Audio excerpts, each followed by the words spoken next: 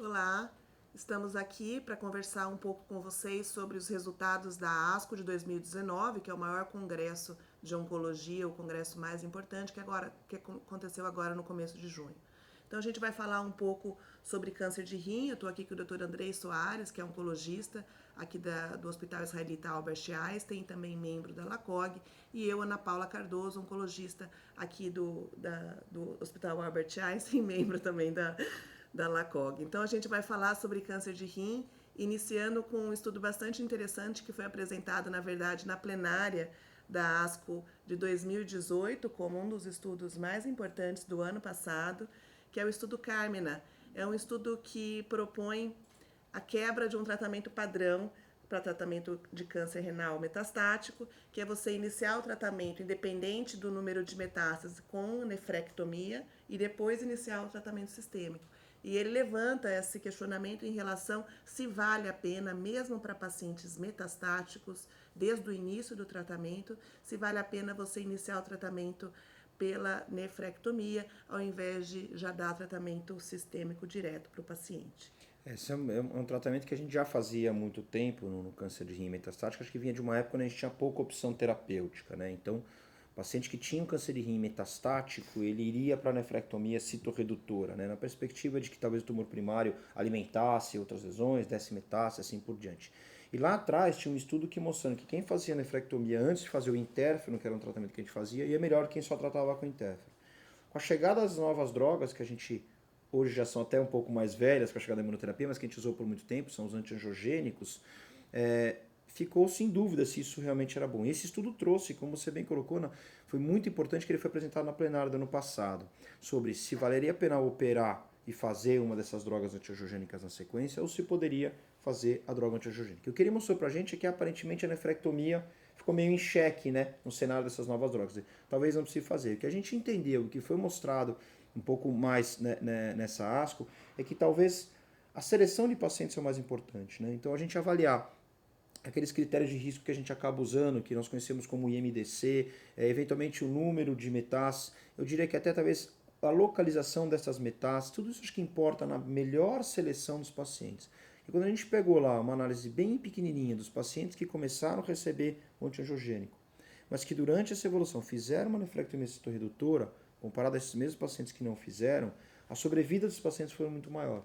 Mas assim, a gente selecionou esses pacientes antes para fazer nefrectomia. Então acho que a grande mensagem que fica do estudo é que eventualmente o tratamento cirúrgico já de primeira ele deve ser criterioso para um subset de pacientes apenas, né? Eu acho que especialmente que 100% dos pacientes tinham pelo menos uma categoria, um fator de risco, né, para ser considerado de risco intermediário, que era um estudo para pacientes de risco intermediário ou desfavorável de câncer renal metastático. Então, 100% deles tinham pelo menos um fator de risco e esse fator era já ser diagnosticado com doença metastática.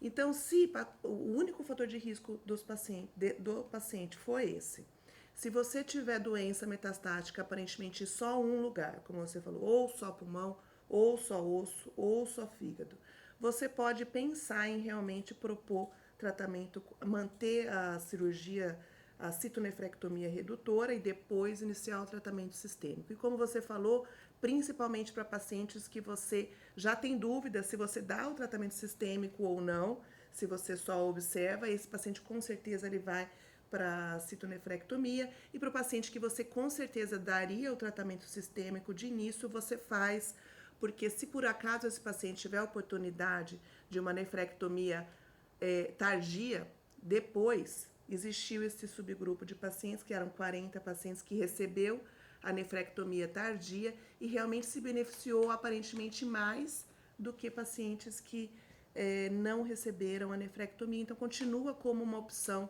de pacientes. Esses pacientes eles devem ser discutidos em grupos multidisciplinares para decidir qual é a melhor opção de tratamento na primeira linha Eu acho desses que esse pacientes. comentário que você fez é o mais importante. Eu acho que, na verdade, não tem uma verdade absoluta para esses casos. Eu acho que a discussão em tumores multidisciplinares, em reuniões de tumores multidisciplinares, elas são extremamente importantes. Então, o papel do urologista, o papel do oncologista, a discussão aí para realmente ver qual é o melhor tratamento. Teve mais novidade em relação a tratamento sistêmico dos pacientes? Tem, a gente tem várias sopas de letrinhas, né? Então, na primeira linha do tratamento do câncer de rim, a gente tem agora várias combinações de tratamento, apenas uma delas aprovada no Brasil. Então, é o nivolumab com o ipilimumab, a gente já tem aprovação dessa combinação de tratamento. E agora a gente teve, desde a ASCO-GU, do começo do ano, novas combinações. A gente vai falar sobre pembrolizumab e axitinib, que é uma combinação de tratamento apresentada no estudo Keynote 426. Então, essas combinações de tratamento, André, elas trouxeram para os pacientes benefícios de sobrevida global, sobrevida livre de progressão. Sobrevida global ainda está, né, são imaturos os dados, mas a gente acredita que, quer dizer, o hazard rate é bastante significativo, ao ponto de 50% de benefício para esses pacientes, mas traz também sobrevida livre de progressão, taxas de respostas que chegam a 60%, principalmente taxas de resposta completa que chegam a 10%. E nessa atualização do Keynote 426, eles quiseram avaliar se o benefício também era confirmado para pacientes de risco intermediário e risco desfavorável, com ou sem características da variante sarcomatoide. O que você achou? Eu acho que trouxe mais uma opção, como você bem colocou, a gente já tem a opção hoje de uma combinação de imunoterapia, o nivolumab e o ipilimumab. Esse estudo, na verdade, traz uma combinação de uma imunoterapia, que é o pembrolizumab, com um antiangiogênico, que a gente comentou há pouco, que é o axitinib. Eu acho que a grande importância aqui é que a gente acaba tendo mais uma opção de tratamento, onde a gente consegue novamente escolher por perfil de toxicidade, perfil do paciente, experiência do médico e custo desses tratamentos. Acho que a grande importância é que ambos os tratamentos, tanto a combinação de imuno com algum antiangiogênico quanto a combinação de imunoterapia, trouxe um benefício, quebrou o paradigma de sobrevida global para esses pacientes, aumentou muito a taxa de resposta, a chance de resposta completa. A gente sabe que esses são os melhores pacientes, que eles acabam ficando com doença controlada há muito tempo. Quem sabe a gente está curando algum perfil, algum número de pacientes com tumor metastático.